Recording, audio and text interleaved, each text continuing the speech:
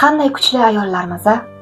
Bizga nozik, aristokratka bo'lish umuman kerak emas. Bu o'tgan zamon-ku. Biz kuchli bo'lishimiz kerak. O'zimizni kuchimiz bilan erishishimiz kerak. Dadasi, shart emas, o'zim iplayman, o'zim ko'taraman yuklarni, o'zim bolalarni uxlataman, o'zim joylashtiraman. Tanish holatmi? Pul topishim kerak, ishlashim kerak. Ko'p pul topsam, hamma narsani uddalayman, eplayman. 5 minut issiq choy ichsam, o'tib ketadi. Dam olishim shart emas. Men ishlashim kerak.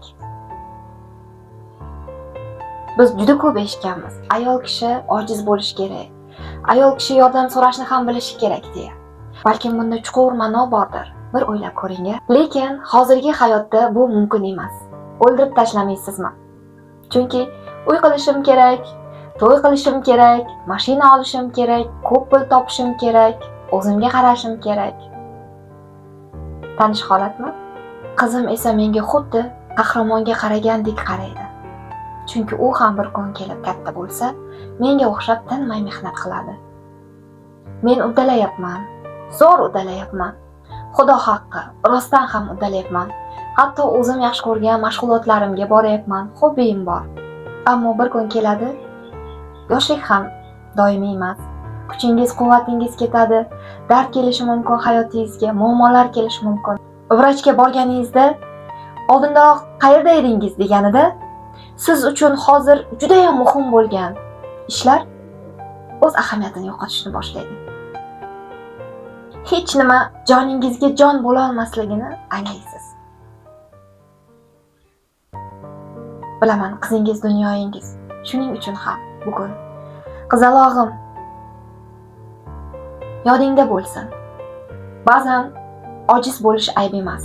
Xohlasang, birga sekin yig'laymiz. Xohlasang, darslaringni qo'yib, birga sayr qilamiz. Bir narsani tushun. Ayolning kuchi hamma narsani yolg'iz ko'tarishida emas, ba'zan esa yordam so'rashida ham.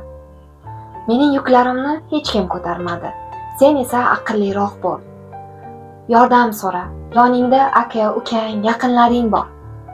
Hayotingda qiyinchiliklar bo'ladi, lekin dardingni har doim ham ichingga yutma, yechim izla.